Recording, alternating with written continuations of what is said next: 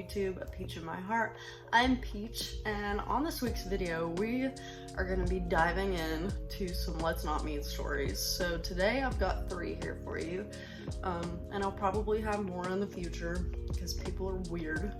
But yeah, I thought that, you know, a lot of the content that I've been creating here has revolved around spooky, spiritual things, but we all know that humans sometimes are a lot scarier than anything paranormal. So I thought that for this week's video, that would be kind of a cool little intermission to break things up a little bit.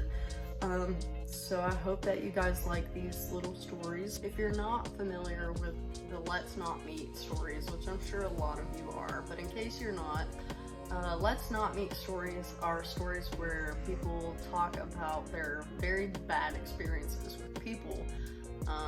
And sometimes they come like full circle, and sometimes it's just like, you know, you have no clue what happened to them. So I have 3 stories here for you that we're gonna dive into. So I hope that you can find them enjoyable. And if you have any of your own, I would love to read them in the comments below. So the very first one takes place on my second road trip that I ever took with my aunt. And ironically enough, we were staying in the petrified forest, or trying to, which is the shirt that I've got on today, which I didn't really plan that, but here we are. So we were looking to stay at the petrified forest, and we had gone into, I'm trying to remember because this was so long ago. This story takes place maybe 7 years ago. God, I'm old. 6 or 7 years ago.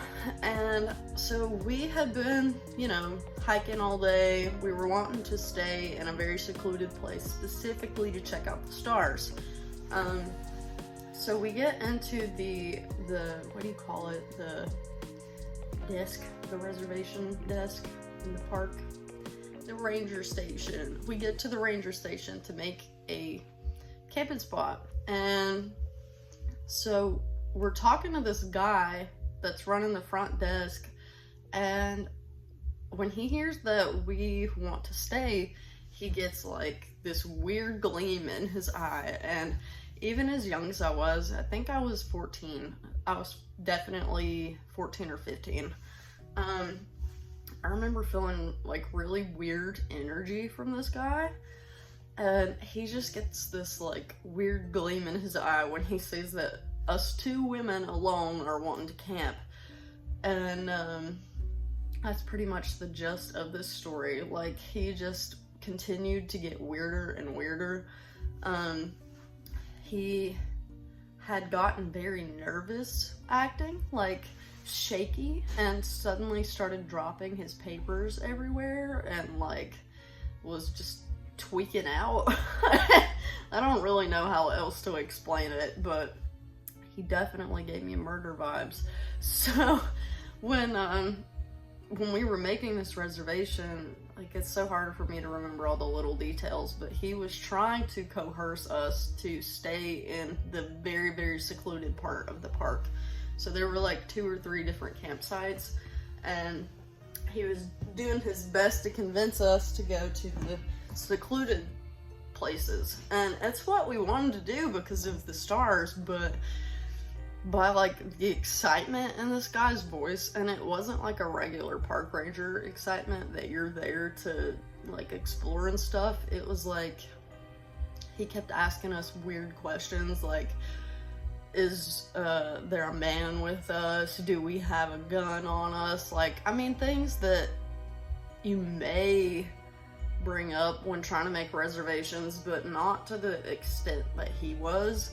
And he just totally creeped me out. So we made the reservation, but when we got walking on the trail, both of us were hit with this like gut feeling that we should not stay that night. And we're on a road trip. It's not like we really had a whole lot of options. We were just gonna have to find somewhere else to stay. But yeah, to the guy that was running that park, hope we never meet again. I actually never did a follow-up on him, but if there were people disappearing in that park, it would not surprise me if he was behind it, because he had a very like murderer slash human trafficker tracking blah, blah, blah, vibe. Like, I did not feel safe as a woman there. Definitely not. So, on to the next story, which gets even worse. So that's actually probably my most chill story out of these. This next one is very eerie, and the very last one is the worst. So this one we're gonna dub it the truck guy, because I don't know what else to call him. I don't really remember the dude's name, but so I was working at a coffee shop and I had to get up very, very early. I'm talking 5 o'clock, which is early for me. Naturally, I get up at like 8. So I was on my way to work one morning, and this was like maybe, trying to add it up in my head, like 2.5 years ago now. So it wasn't really that long ago. So I'm on my way to work and I pull onto the interstate, and it's 421, and I had been driving for not very long, under a minute, and I noticed that this truck behind me, this big red truck, kept like swerving into my lane a little bit, and I started wondering, like, is this guy drunk, like, this early in the morning? What is going on with this dude? And he just kept on, like, inching a little bit further, as if, and then it felt like he was legitimately trying to run me off the road, and like my adrenaline started to kick in, and I was like, this guy is trying to kill me. So it's so scary now that I'm like trying to put myself back into that headspace. But yeah, he was like running me off the road on purpose, and so he came full on into my lane and ran me totally off the road. And I parked and I looked at him to see like if I needed to call it in, if he was on drugs or like what was going on. And God, when I tell you, this guy, he was maybe in his like mid 60s, 70s, looks at me like the most dead eyes I've ever seen in my life, like nobody was there, and is smiling at me with this grin from like ear to ear. It did not look natural. It looked like some shit out of a horror story. He was doing it on purpose, running me off the road on purpose, and he looked like pure evil. I don't know how else to describe it. It was terrifying. So I went into work totally shaken up, and that whole week is full of more let's not meet stories. It was a rough week, so that was still on my mind. And the next week after that, I was talking to my brother about it, and he said, did you say a red truck? And I was like, yeah, he was in a red truck, and we were talking about how old the guy was, and there's this app that you can pull up and read people's that have been arrested, like see their mugshots and stuff. And my brother had that app and said that the same guy that had run me off the road, well, at that point we didn't know it was the same guy. He had asked me about the car, so he was pulling it up on his phone, and yeah, I just gave him all my information. I told him who the guy was and that he'd been running me off the road. And my brother goes, well, there was a guy arrested for that, for like trying to kill people over, you know, in the next little town that we stayed at a lot because my grandmother lived out there. So we looked it up, and when he showed me that picture, my mouth hit the floor. It was the same guy, and he had been arrested for doing that to multiple people. And I don't know if he had like actually injured somebody. I never looked it up because I didn't want to know, but if I had been in a place that wasn't the highway, like, and didn't have a place to pull off to, he could have killed me. So, guy in the red truck that was arrested for trying to kill multiple people, hope we never meet again. Our very last one is the most terrified I have ever, trying to remember if there've been other moments. This is one of the scarier moments in my life though. So I've always been one of those girls that's like, if anybody messes with me, they're gonna regret it. Like, that's my attitude, and I'm sticking to it. Like, I'm not a pushover, and it's, you know, done me well. So the fact that I did not suspect any of this happening is the scariest part of the whole entire story that I'm about to tell you. I think that this fell on a Saturday morning, I think.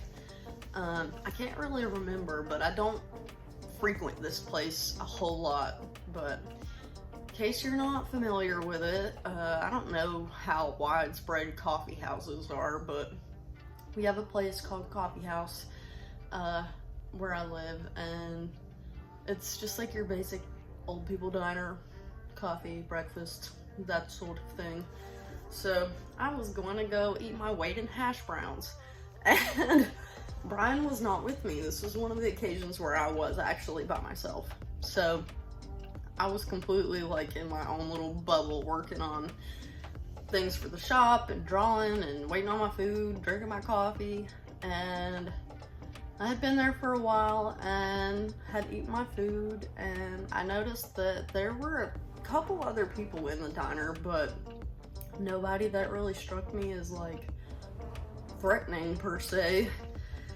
And so all of a sudden this waitress comes up to me and goes, I thought she was gonna ask me if I wanted some more coffee, and so I wasn't really suspecting anything, and she comes up to me and says, she does this motion, and I'm like, what is going on? And she whispers in my ear, she says, honey, I'm gonna have you sit tight here for a second. I'm not trying to scare you. You don't need to leave right now. There is a man in the back of the building that has been whispering some, she didn't tell me what because it was so bad, but she said that he had been whispering to himself the things that he wanted to do to me. And I'm assuming that it's along the lines of sexual assault and murder, because it was very serious what she told me. She said, I'm gonna get you some more coffee. You're gonna sit right here. We've already called the cops. He doesn't know it yet, but they're gonna come in here and arrest him. So I'm just like sitting here halfway through my hash browns, and all of a sudden I'm just like notified that I'm a murder victim, or like what do you call it? Like a premeditated, he was gonna try to kill me. So, or kidnap me, and then the unthinkable. Like, it's very, very hard for me to conceptualize because I was literally just chilling. And it was the last thing that I would have suspected. So, how I handled this, I watched them come in and get him and walk him out to their car, and they had him in the handcuffs. And by the time I had finished, they were still out there like questioning him and talking to him. And at that point, I didn't know if this man had my tag. I didn't know if they were gonna arrest him. I didn't know what was gonna happen. So I just walked outside, and I made sure that the cops like knew who I was. So they like had him confined over there in their little cop car, but when I walked by, he was still like staring at me. And I just looked at him, and in the only southern way that I know how, I looked at him dead in the forehead and was like, and you know, I made friends with this Smith & Wesson, and I got a taser on me all the time, and never ever seen or heard from him again. But yeah, that was terrifying. There's hopefully no way he would have had access to getting my name or phone number or any of that mess while we were just sitting there. But yeah, that's the last time I ever went to the coffee house by myself, and it's very scary to think that that kind of thing can just happen, because if she hadn't have heard him, God knows what the hell would have happened. I really, really believe that, you know, and I don't know how to say this without sounding super cheesy, but we do have like angels and guides and spirits that are looking out for us all the time. And I don't know, it's so strange to imagine people's minds. Like, that is terrifying. Well, I could never imagine trying to hurt somebody. I don't know, it's just hard to wrap your mind around. I'm just very thankful that I was okay. But yeah, guy that tried to murder me / possibly the unthinkable, hope I never see you again. Really, really hope I never see you again. So that's pretty much all of my Let's Not Meet stories for now. I definitely have more for you later if this is something that you're interested in. Never gonna run out of those because people are so strange. But if you have any of your own, like I said earlier, I would love to hear your Let's Not Meet stories in the comments below. And yeah, that's pretty much it. Now I'm all shaken up. I'm highly caffeinated and I've relived 3 of the scariest moments of my life. So this is what I do for you, YouTube. If you haven't yet subscribed, go ahead and subscribe and keep an eye out for my next uploads. I'm very excited about the content that I'm beginning to create now. So if you are interested in the spooky, the spiritual, and the creepies, go ahead and subscribe and go check out my stuff on Instagram. I can pop up my little username. So yeah, I hope you guys are having a good week wherever you're at. I hope you're all safe and comfy and you don't have Let's Not Meet stories of your own. Yeah, until next time, stay peachy.